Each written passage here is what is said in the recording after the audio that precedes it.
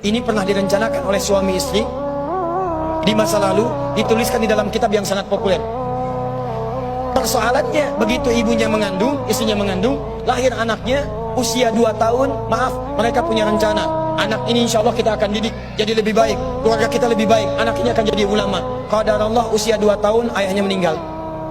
Ini kisah nyata. Ibunya ingat, saya tetap pertahankan untuk berubah jadi lebih baik, walaupun ayah tidak ada, saya single parent, saya rawat anak ini sebaik-baik. Usia 4 tahun anak ini, maaf ya, terkena penyakit buta permanen. Hijrah tidak akan sepi dengan ujian. Suami meninggal, single parent, anaknya kemudian buta permanen. Apa yang dilakukan oleh ibunya? Ibunya tetap berpedoman, Allah pasti akan berikan yang terbaik. Anak ini kemudian terus didoakan, bangkit di malam hari, perbanyak kemudian tingkatkan ibadah. Ingat ya rumus ini, orang tua yang rajin ibadah maka boleh jadi kebaikannya akan diturunkan pada anaknya. Ibunya yang berdoa, anaknya yang mendapatkan bagiannya. Matanya buta tapi diganti oleh Allah dengan ingatan yang luar biasa. Kalau Anda bacakan satu kalimat, satu baris ini, satu lembar buku dibacakan oleh Anda satu halaman, maka seketika dia akan ingat seketika tanpa diulang, dengan titik, dengan komanya. Anak ini kemudian dibawa ke sekolah Al-Quran, dimasukkan talaki ke syekh di sana. Syekh di situ kemudian membacakan pada saat itu surat Qaf, surah ke-50. Qaf dibacakan sampai akhir ayatnya. Anak ini anak yang paling kecil teman-teman, mata buta, gak bisa ngelihat. Teman-temannya berada di atasnya usianya, ada yang 6 tahun, 7 tahun, dia 4 tahun. Begitu selesai membacakan, kata syekhnya, lihat kalimat ini, man hafidha ala zahri qalbi, siapa yang hafal apa yang tadi saya bacakan, hafalan di dalam kepalanya, bukan di luar kepala. Hafal di luar kepala masih belum hafal.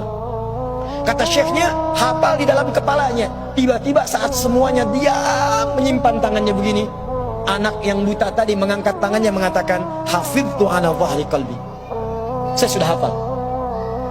Syekhnya penasaran, kata syekhnya, bagaimana? Diambil anaknya ke depan, diminta baca, Masya Allah, bacaannya bukan hanya hafal, makhrajnya, sifat hurufnya, tajwidnya, semua mirip dengan syekhnya. Kata syekhnya, minal an tadrusul hadis, dari sejak sekarang ananda mesti belajar hadis. Pulang ke rumahnya, diantar oleh asisten rumah tangga ibu tadi. Begitu nyampe di rumahnya, wajahnya gembira, mengatakan pada ibunya, ummi, ibu, tadi saya dipuji oleh saya begini, ada kejadian begini, saya seperti ini. Kata anak ini, minal an uridul hadis, ma, sekarang saya pengen belajar hadis. Kata ibunya, ya bunayya iktafi bil Quran, anakku sayang, kamu punya keterbatasan, supaya kamu nggak capek sekarang Quran dulu, baru setelah itu hadis. Kata anaknya, lah, dia percaya pada gurunya, dia percaya pada keyakinannya, dia katakan, ma, saya pengen belajar hadis.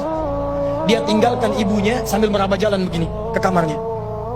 Perhatikan baik-baik, begitu ibunya melihat, ingat kemudian dengan suaminya, ingat tentang rencana mereka, ingat tentang mereka punya rencana masuk surga bersama-sama. Teman-teman, ibunya langsung masuk ke dalam kamar, dia bentangkan sajadahnya di mihrabnya, dia salat 2 rakaat, dia bermohon kepada Allah. Saat sujud itulah dia tumpahkan segala keinginannya. Perhatikan kalimatnya. Rahasianya ada di Quran surah ke-17 ayat 110 sampai dengan 111, paling kanan sebelah atas. Ya Allah yal basir, yalladzi ala kulli syai'in qadir, a'id basirat tabni. Saya mau akhiri. Ketika tumpah air matanya, dia katakan, ya Allah yang maha melihat, mohon kembalikan penglihatan anak saya. Yal basir, yalladzi ala kulli syai'in qadir, a'id basirat tabni. Begitu mengatakan kalimat itu, capek ketiduran. Kemudian pada saat itulah anaknya sedang mengulang surat Qaf di kamarnya. Begitu ibunya mengatakan yal basir, anaknya sampai pada ayat ke-22. Laqad kunta fi ghaflatin min hadza fakashafna 'anka ghita'aka wa basaruka al-yawma hadid. Ibunya menyebut yal basir, anaknya sampai di ayat wa basaruka al-yawma hadid. Dulu pandanganmu tertutup, sekarang kami akan buka, kamu akan melihat setelah ini dengan setajam-tajamnya. Ayat ini sebetulnya kemuliaan akhirat, tapi diturunkan mendapatkan kemuliaan dunia.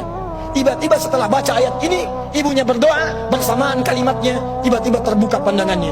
Anak ini bisa melihat kembali. Saking kagetnya dia lompat, dia kejar ibunya. Ummi, laqad ra'ait. Ma, saya bisa lihat lagi. Ma, saya bisa lihat lagi. Ibunya kaget kemudian terbangun. Dia peluk anaknya, dia katakan, nah, mungkin kamu melihat bukan dengan hatimu, kamu melihat bukan dengan matamu.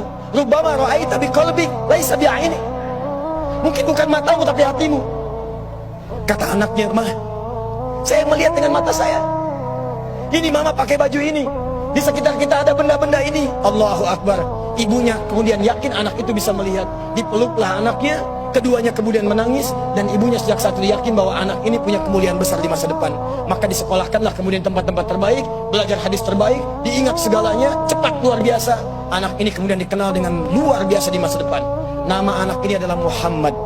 Bapaknya yang meninggal namanya Ismail, kakeknya namanya Ibrahim, kakek buyutnya Al-Mughirah, eyang buyutnya Al-Bardizbah. Tinggal di kecamatan Ju'fah, di Kabupaten Bukhara, Provinsi Khorasan, negara Uzbekistan sekarang. Kelak di kemudian hari dia dikenal dengan nama daerahnya Bukhara dengan Al-Bukhari. Itulah kisah Imam Al-Bukhari.